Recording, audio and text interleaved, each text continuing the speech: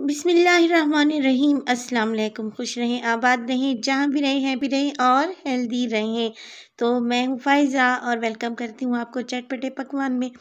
तो जनाब, आज चटपटे पकवान में बना रही हूँ सिर्फ 5 मिनट में तैयार होने वाला 1 पैक एग टोस्ट। बहुत ही मज़े का बनता है और यकीन करें बच्चे इससे बहुत ही शौक़ से खाएंगे और प्लेट को चट कर जाएंगे। तो चलें जी, जल्दी से चलते हैं अपने किचन में और बनाते हैं मज़ेदार सा ये 1 पैन एग टोस्ट। अगर रेसिपी पसंद आ रही हो तो प्लीज़ लाइक कर दें और चटपटे पकवान को सब्सक्राइब भी कर लें। तो चलें जी, स्टार्ट करते हैं। तो इस रेसिपी को बनाने के लिए मैं ले रही हूँ यहाँ पे 2 अंडे। आप अपनी ज़रूरत के हिसाब से अंडे कम या ज़्यादा भी कर सकते हैं। तो 2 अंडे मैंने एक बाउल में तोड़कर डाल दिए हैं। अब इसमें शामिल करूँगी मैं, मेरे पास है एक छोटा सा प्याज जिसे मैंने चॉप कर लिया है, बिल्कुल बारीक सा चॉप किया है। इसके अलावा मेरे पास है 2 हरी मिर्चें, ये ज़्यादा कड़वी नहीं है, मोटी वाली हरी मिर्चें हैं। अगर ज़्यादा तीखी हैं तो इनकी मिकदार को कम कर दें। और इसके बाद मेरे पास है यहाँ पर एक छोटा सा टमाटर। मैंने बिल्कुल रेड कलर वाला टमाटर लिया है ताकि कलर्स भी अच्छे से आएँ। इसके अलावा मैं इसमें डालूँगी हरा धनिया, तकरीबन 2 टेबलस्पून। ये चीज़ें शामिल कर दें। इसमें डालें 1/4 टीस्पून नमक या अकॉर्डिंग टू योर टेस्ट।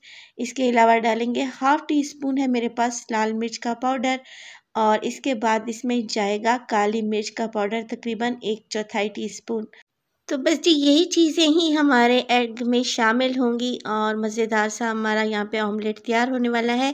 आप यहाँ पे अपनी पसंद के मुताबिक भी इसमें सब्जियाँ ऐड कर सकती हैं। चाहें तो इसमें बारीक कटी हुई ग्रेट की हुई गाजर डाल सकती हैं, बारीक कटी हुई शिमला मिर्च ऐड की जा सकती है।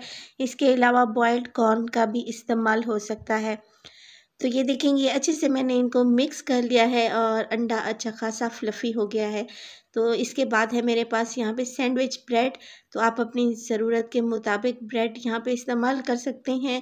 ब्रेड को मैं क्या करूँगी कि अंडे में अच्छे से सोक कर लूँगी। पहले एक साइड को अंडे में अच्छे से डिप करेंगे, चम्मच की मदद से प्रेस कर लेंगे और इसी तरीके से दूसरी साइड से भी हम इसको अंडे में कोट कर लेंगे।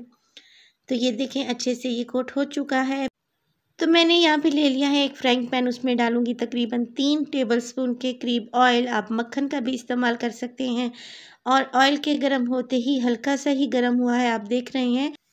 तो यहाँ पे आप देख रहे होंगे कि वेजीज़ इसके ऊपर नहीं आई। तो मैं ये करूँगी कि 1 से 2 चम्मच भर के वेजिटेबल्स वाला अंडा इसके ऊपर लगा दूँगी। अच्छे तरीके से इसको कोट कर लूँगी ताकि खाते वक्त ये वेजीज़ मुँह में आएँ और बहुत ही मज़े की लगें।